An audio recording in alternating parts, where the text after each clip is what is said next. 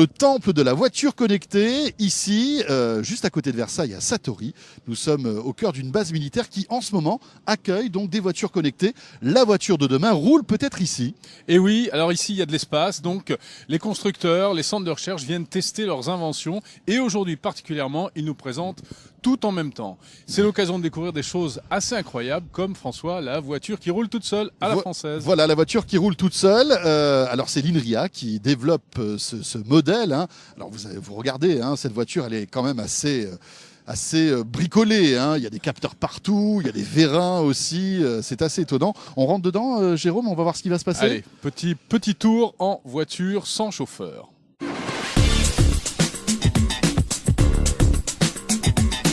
Alors voilà, nous sommes dans une voiture qui roule toute seule, une sorte de Google Car à la française. Ça, c'est un système qui a été mis au point par l'INRIA, l'Institut national de la recherche en informatique et en automatique, donc Institut français de recherche.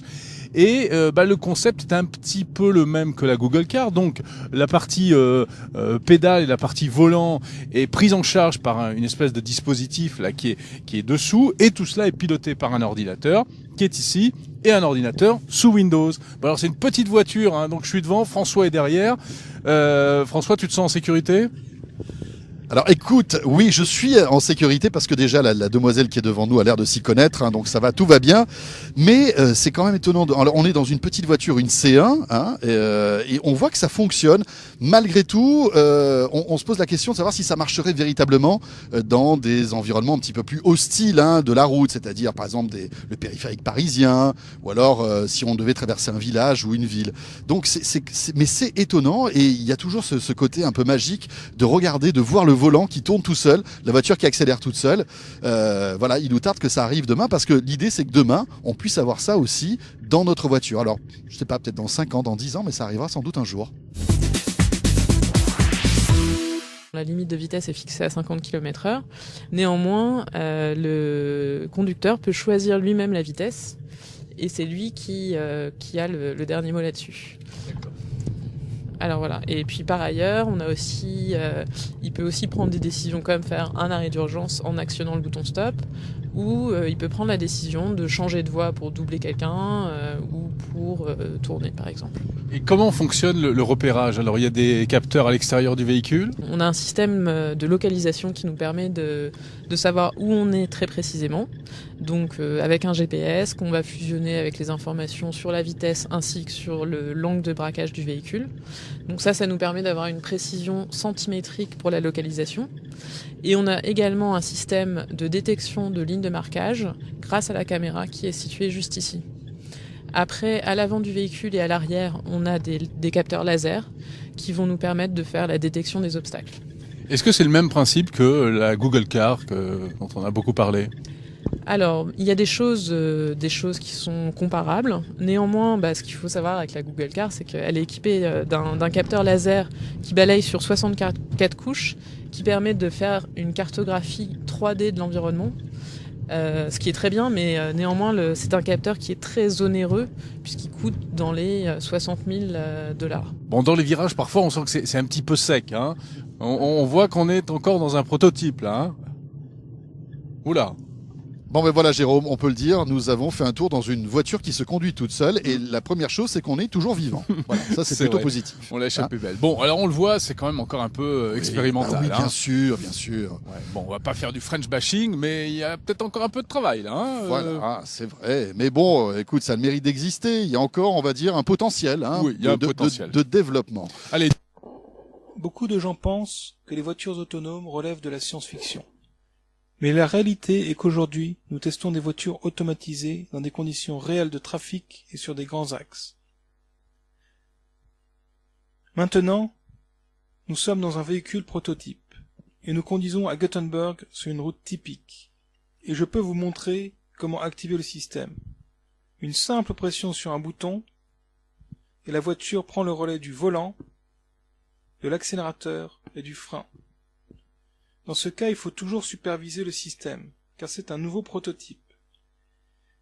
Mais notre intention est que le conducteur puisse finalement relâcher le volant sans qu'il ait à superviser quoi que ce soit, et qu'il puisse faire autre chose de son temps. La voiture utilise des radars, lidars et caméras pour surveiller son environnement. Les capteurs doivent être aussi robustes pour que le conducteur puisse faire confiance au véhicule. Une route numérique est aussi utilisée pour localiser la voiture. Nous faisons de l'analyse sur la sécurité routière et nous savons que 90% des accidents sont causés par une erreur humaine. Si on automatise la voiture, on peut soustraire le coût de beaucoup d'accidents et rendre le trafic plus sûr. Chez Volvo, nous avons l'intention qui est de tester 100 voitures autonomes avec des personnes lambda sur de vraies routes ici à Gothenburg. Dans ce court-métrage futuriste, on peut voir que la conductrice fait ce qu'elle veut de son trajet en voiture. Pour reprendre le contrôle du véhicule, elle ne fait qu'appuyer sur un bouton qui est sur le volant et tout revient dans l'ordre. Elle conduit à nouveau. Je suis intéressé, Elon, des implications légales d'avoir un autopilote dans la voiture. Que se passe-t-il, Elon, si la voiture se crache? Qui sera responsable quand la voiture est en mode autopilote? Bien, je pense qu'il est important de différencier la conduite autonome versus l'autopilote, ou conduite semi-automatisée. L'autopilote est ce qu'il y a dans les avions, où il y a toujours le besoin d'avoir un pilote. Nous ne sommes pas encore au stade où l'on rentre à la destination et on n'a plus à conduire. On appelle cela conduite autonome. Mais ce que l'on fait est de rendre plus facile et confortable de conduire la voiture, et on ajoute des modules de sécurité pour que la voiture puisse réguler sa vitesse, rester dans sa voie, éviter les barrières de sécurité et autres obstacles. Mais cela ne répond pas à la question. Imaginons que l'on est en mode autopilote ou semi-automatisé et que l'on ait un accident. On voudra que Tesla soit responsable pour cela. Qu'en pensez-vous? Oui, je pense qu'on sera clair avec le client, que la responsabilité reste du côté du conducteur. Nous ne disons pas que la voiture peut se conduire toute seule du jour au lendemain. Ce sera peut-être le cas dans le futur. Dans peut-être 5 ou 6 ans, on sera capable de produire des véhicules complètement autonomes, où on pourra entrer dans la voiture, dormir et se réveiller à la destination. Mais dans le but d'y arriver, il faudra y avoir des systèmes redondants, où, s'il y a un problème, un module de sécurité prendra le relais et il faudra aussi valider la voiture sur des millions de kilomètres. On peut voir ici que la technologie est prête dans les voitures semi-autonomes pour les changements de voie que l'on voit maintenant et les dépassements.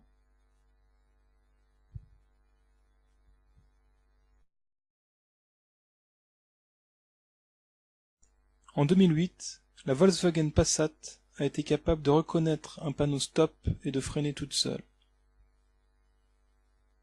2 années plus tard, en 2010, Google a construit une entière flotte de voitures autonomes et roulé 200 000 km sur les routes californiennes avec d'autres voitures, suivant non seulement les panneaux, mais aussi les feux tricolores. En 2012, Google avait roulé 400 000 km sans accident. Google et Volkswagen ne sont pas les seuls à avoir les yeux rivés sur ce marché. Mercedes-Benz commença dans les années 80 et a récemment révélé un modèle F015. Il y eut ensuite la sortie de la BMW sur autoroute, ensuite Audi, et ensuite Toyota dévoila sa Prius qui peut être appelée avec un smartphone.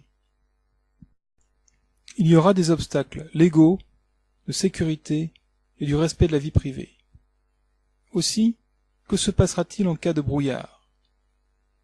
Malgré ces problèmes, les constructeurs pensent que ces voitures viendront un jour sur le marché. Google dit qu'il veut ces voitures sur le marché en 2017.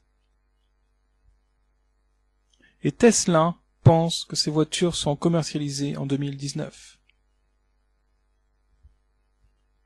En 2020, GM, Mercedes, Audi, Nissan, BM et Renault pensent commercialiser les voitures semi-autonomes. Jaguar pense intégrer le marché en 2024 et Ford en 2025. 1,2 million de personnes meurent dans des accidents de voiture chaque année. Aux US, 40% des accidents de voiture sont dus à l'alcool. Mais les ordinateurs ne deviennent pas ivres et ne sont pas distraits par leur smartphone. Alors, attendons-nous à ce que les accidents de voiture s'approchent de zéro quand les voitures autonomes rentreront sur le marché. Volvo a conçu un système complet de radars multiples, caméras, lasers et capteurs ultrasons qui surveillent les 360 degrés autour du véhicule.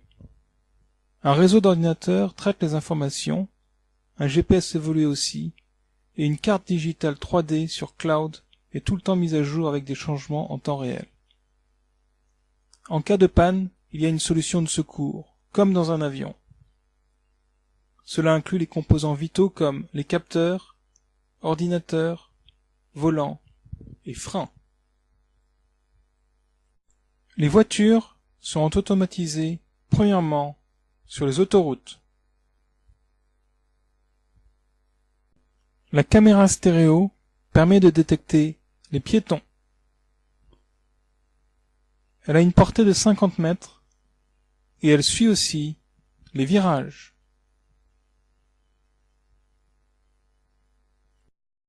Les radars peuvent regarder plus loin. Cette voiture a 2 radars sur les côtés.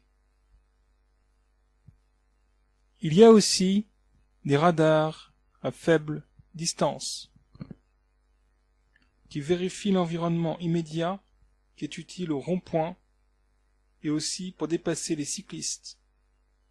Le véhicule est assisté par une carte digitale. Elle contient des informations comme le panneau de stop et les feux tricolores. Ces informations sont confirmées par les capteurs embarqués. En cas d'urgence, la voiture automatisée réagit plus rapidement que la plupart des hommes.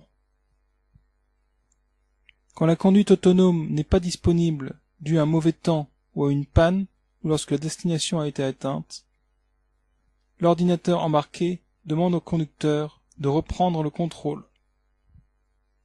Si le conducteur n'agit pas, la voiture s'arrêtera à un endroit sûr. En janvier 2015, Mercedes sortit son prototype autonome, la F015. Elle peut être appelée à distance avec un smartphone. Les sièges sont pivotants. La commercialisation de la F015 est prévue pour 2030. Je vous laisse maintenant admirer ce petit court-métrage.